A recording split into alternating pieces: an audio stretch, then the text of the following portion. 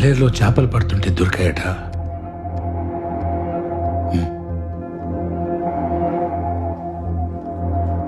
చుట్టుపక్కల ఎక్కడా బాడీ కనిపించలేదు.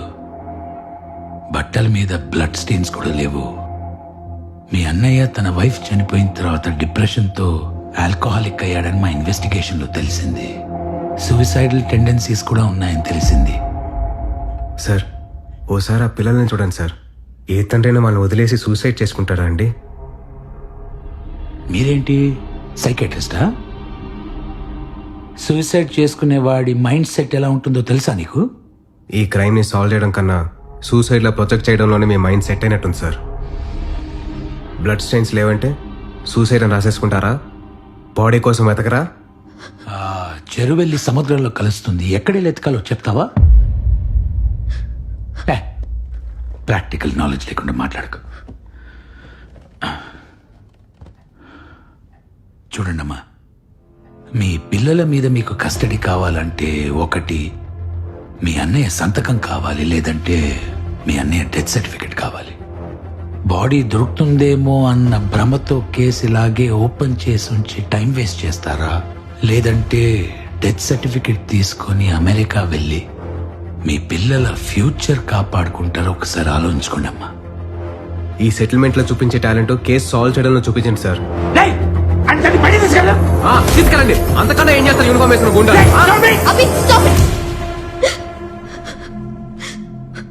సంతకం ఎక్కడ పెట్టాలో చెప్పండి sir. Myra, are you out of your mind? ఇది మర్డర్ అని తెలిసే వీళ్ళు డ్రామాలు ఆడుతున్నారు. నీకు తెలియట్లేదా? తెలుసు కాబట్టి చెప్తున్నాను, కేసు క్లోజ్ చేయమని. వాళ్ళ కోసం please leave this to me.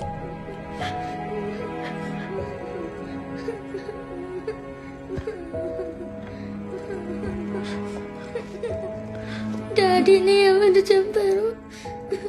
డాడీని ఎవరు చంపలేదమ్మా, మమ్మీ దగ్గరికి వెళ్ళిపోయాడు. ఇక్కడ ఆంటీ మిమ్మల్ని నాన్నకన్నా బాగా చూసుకుంటుంది.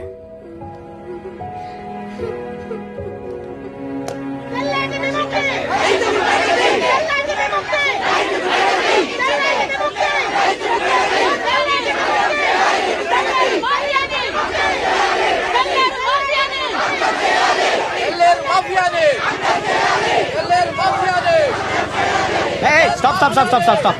సార్, ఈరోజు బండి అక్కడ స్కూల్లో పార్క్ చేయండి. మీరు ఎక్కడికి వెళ్ళాలో చెప్పండి, మా ఆటోలో డ్రాప్ చేస్తాను. బండి స్టేషన్లో పెట్టి ఢిల్లీకి వెళ్తున్నాం. వచ్చే వరకు 3 రోజులు ఇక్కడే ఉంటుందా బైక్? సార్, పర్యావరణ సంఘం ఆధ్వర్యంలో ఈ బంద్ జరుగుతోంది సార్. మీ బండికి ఏం కాదు. రే సార్, తెలుసు కదా, ఈ బండి తీసుకెళ్ళి మన వీధి చివరిన సార్ వాళ్ళు వెళ్ళింది కదా, అక్కడ పెట్టేసరా. రండి సార్, రండి సార్, దిగండి సార్. జరగండి దిగండి. మీ బండి ఎక్కడికి రండి సార్, ఎక్కండి సార్, రండి సార్. అదిరా బంద్ పేరుతో దోపిడీ మనకి. సార్, ఈరోజు అందరికీ ఫ్రీ రైడ్ సార్.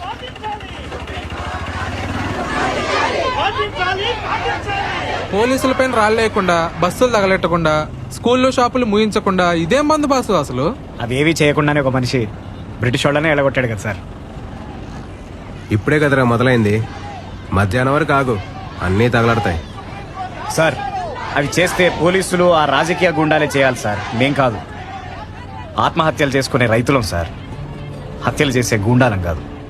రైతులైతే ఆటోలు ఎందుకు తోలుతున్నారు మరి? రైతుగా బతకలేక, చదువుకునే శక్తి లేక. ఒకసారి ఆ మ్యాప్ చూడండి సార్, మాకు కథ అర్థమవుతుంది. గత 3 ఏళ్లలో తెల్లేరు చుట్టూ ఉన్న పల్లెల్లో 900 మంది రైతులు ఆత్మహత్యలు చేసుకున్నారు సార్. ఇది మీకు న్యూస్ ఛానల్స్లో అప్పుడప్పుడు కనిపించిపోయే వార్త అయి ఉండొచ్చు, కానీ అవి ఆత్మహత్యలు కావు సార్, హత్యలు. ఇది 40 ఏళ్ల కింద ఒక వర్గం ఓట్ల కోసం మొదలైన కథ. ఒకప్పుడు ఆసియాలోనే అతిపెద్ద మంచినీటి సరస్సు తెల్లేరు.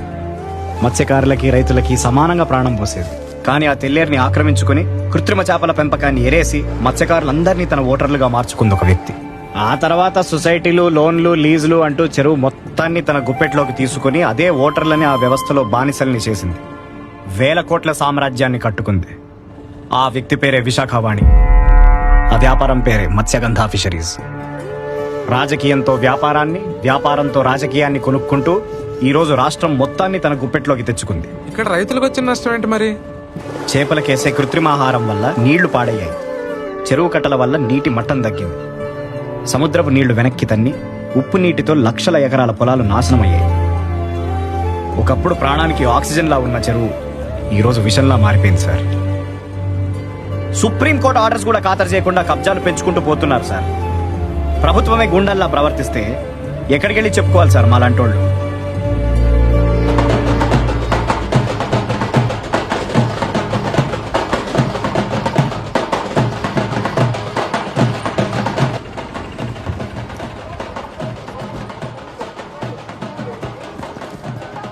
సార్ చెప్పా కదా సార్, ఫ్రీ రైడ్ అని.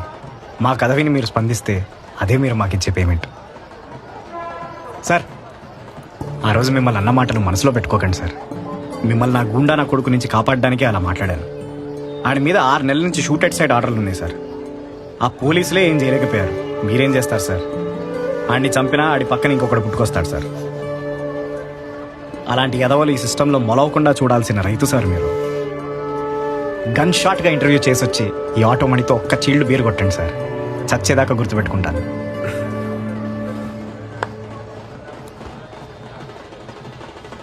All the best sir. Thank you, all the best.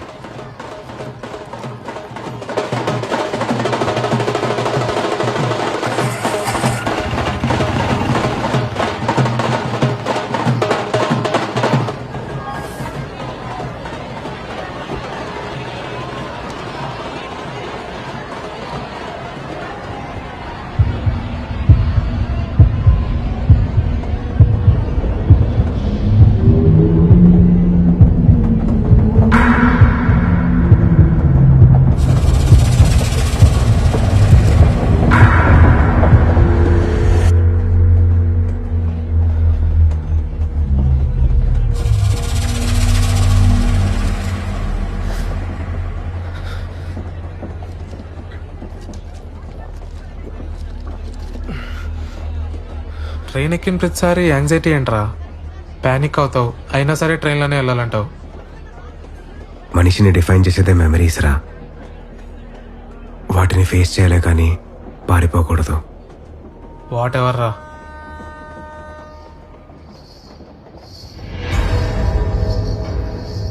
రే చూడు,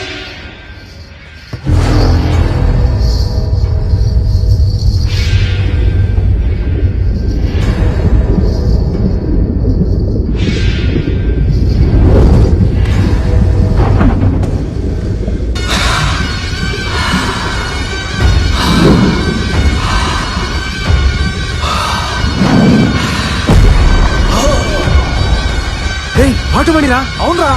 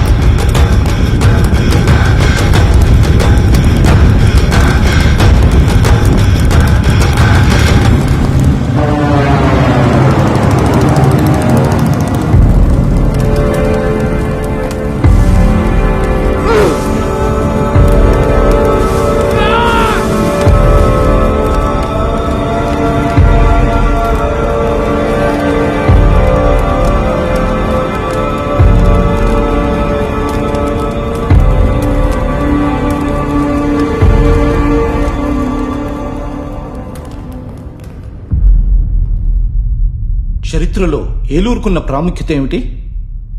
దాదాపు 10 శతాబ్దాలు వెంగిరాజులు పాలించిన ప్రాంతం. Can you name a tourist attraction of your place? తెల్లేరు. ఐఏఎస్ ఆఫీసర్లు అందరూ కరప్ట్ అనే అభిప్రాయం ఉంది. దాని మీద మీ ఒపీనియన్?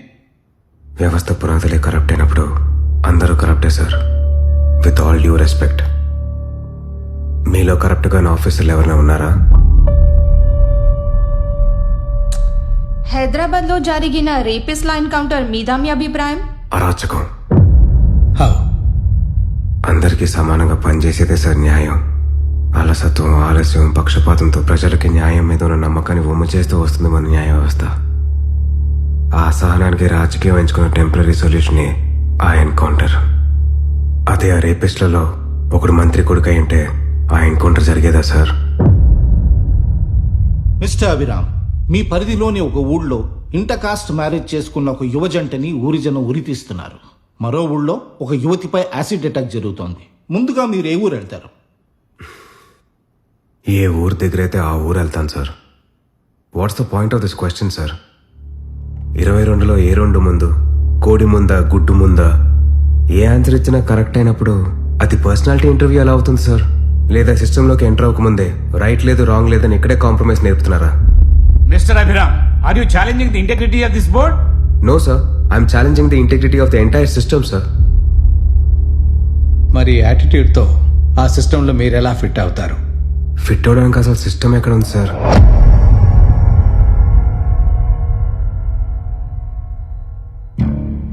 రాజకీయ నాయకులు, ప్రభుత్వ ఉద్యోగులు, కోర్టులు, ఈ 3 గుర్రాలు రాజ్యాంగాన్ని సమంగా లాగుతూ ఒకరి తప్పులో ఒకరు ఖండించుకుంటూ ముందుకెళ్తున్నప్పుడే ఈ బండి రోడ్డు మీద ఉంటుంది.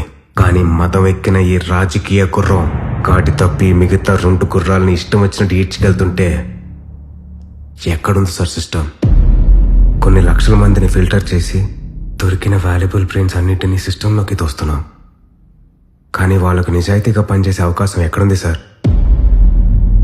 ఇది పర్సనాలిటీ ఇంటర్వ్యూ అయితే ఈ పర్సనాలిటీ అక్కడెలా మిస్ అవుతుంది సార్?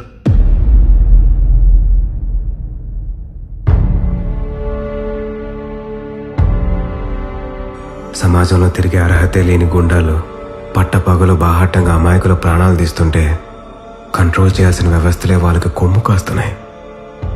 అలాంటి కొన్ని ఇన్సిడెంట్స్ చూస్తూనే ఇంటర్వ్యూకి వచ్చాను సార్. ఎవరిచ్చారు సార్ వాళ్ళకి ఆ పవర్? ప్రతి ఎలక్షన్లో తను ఓటేసిన పొలిటీషియన్ జీవితాన్ని మార్చేస్తారని ఆశించే ఓటర్, దొరికినంత దోచుకునే ప్రయత్నంలో బ్యూరోక్రాట్ని కంట్రోల్ చేసే పొలిటీషియన్, ప్రజల కోసం పనిచేయలేక దొరల కోసమే పనిచేసే బ్యూరోక్రాట్, ఈ ఉచ్చులో ఇరుక్కొని తన జీవితాన్ని ఎవడూ మార్చలేడని ఉన్న ఓటుని అమ్ముకొని బతుకుతున్న ఓటర్. చక్రం పూర్తయిపోయింది సార్. ఈ వ్యవస్థలోకి ఇంకో ఐఏఎస్ ఆఫీసర్ వస్తే ఎంత, పోతే ఎంత? వాడు నేనైతే ఏంటి, ఇంకెవడైతే ఏంటి? 75 ఏళ్లుగా ప్రభుత్వం ఉందన్న భ్రమలో బతుకుతున్నాం సార్. కానీ ఇంకా ప్రభుత్వం ఎలా ఉంటుందో కూడా తెలియదు సార్ మనకి. What's the point of this interview sir, if not a pseudo intellectual masturbation?